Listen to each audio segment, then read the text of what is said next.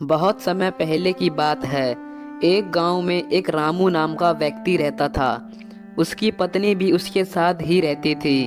वह बहुत गरीब थे, परंतु वह बहुत दयालु भी थे। रामू की एक बेटी थी, रेखा। रेखा बहुत सुंदर थी। वह अपने माता पिता की तरह दयालु स्वभाव की थी। रेखा गांव में अगर किसी को भी मुसीबत में देखती थी तो उसकी मदद जरूर किया करती थी। रेखा की शादी श्याम नाम के एक लड़के से हुई।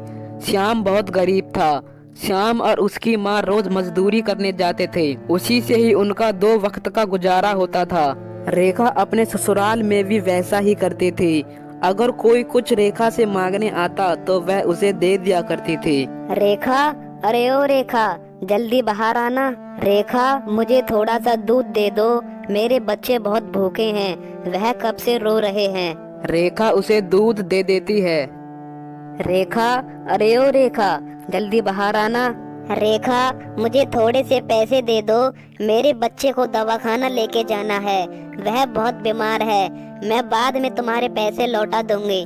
रेखा उसे पैसे दे देती है। रेखा की सास उसे डांटती है और कहती है, अरे हमने क्या यहाँ कोई धर्मशाला खोल के रखी है?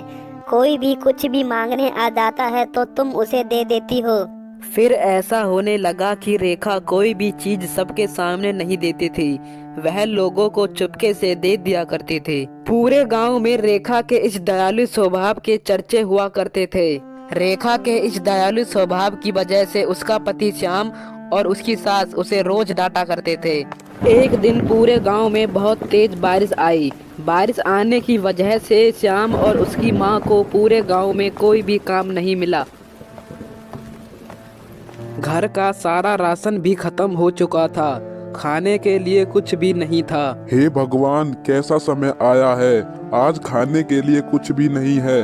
आज हम क्या खाएंगे? हाँ बेटा, यहाँ तो रोज कुआं खोदो और पानी पियो, क्या हालत हो गई है हमारी। फिर अचानक घर के बाहर रेखा की पड़ोसन आ जाती है।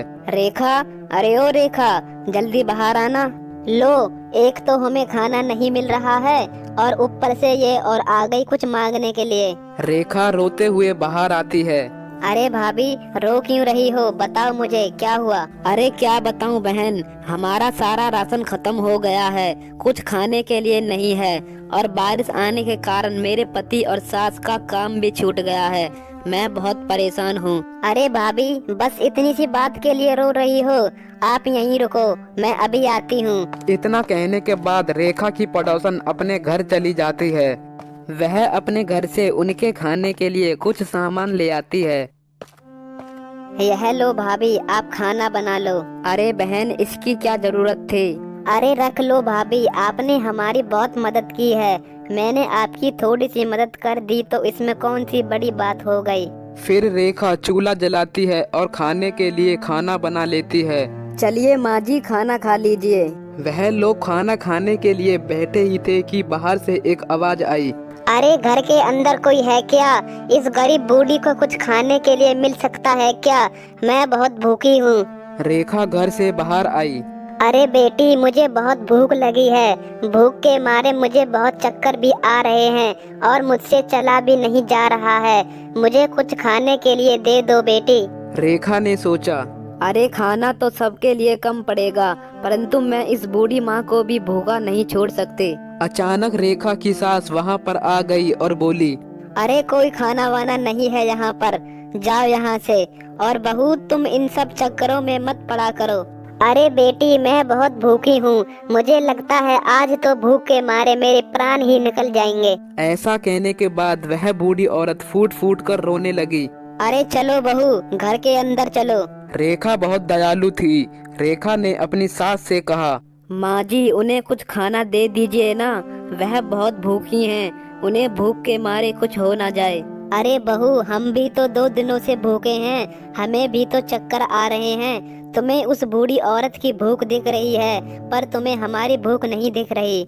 सास की बात सुनकर रेखा अपने घर से बाहर आई। उसने देखा कि वह बूढ़ी औरत भूख के मारे रोई जा रही है। अब मुझसे सहा नहीं जा रहा है, अब मैं किसी की बात नहीं सुनूंगी, मैं आपको खाना देकर ही रहूंगी। रेखा अपने घर के अंदर गई। वह घर के अंदर से अपने हिस्से का खाना लेकर आई। रेखा ने उस बूढ़ी औरत को खाना दिया। खाना देखकर वह बूढ़ी औरत बहुत खुश हुई। फिर बूढ़ी औरत खाना खाने लगी। अरे बेटी, खाना तो तुमने बहुत अच्छा बनाया है। तुमने मुझे अपने हिस्से का खाना खिलाया, तुम बहुत खुशी रहोगी।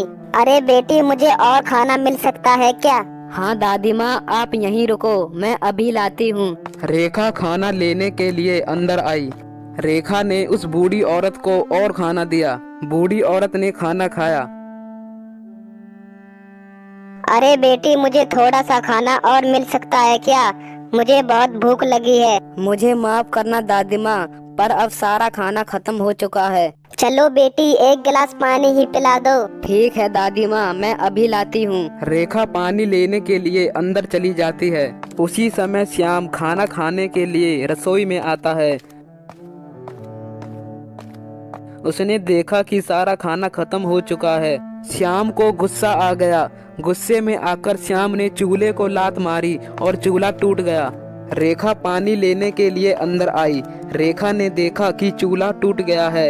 यह देखकर रेखा बहुत रोने लगी। रेखा रोते हुए अपने घर से बाहर आई। रेखा को रोते हुए देखकर बूढ़ी औरत ने उससे पूछा, अरे बेटी, क्या हो गया? तुम क्यों रो रही हो? अरे क्या बताऊं दादी माँ, मेरे पति ने गुस्से में आकर चूल्हा तोड़ दिया है।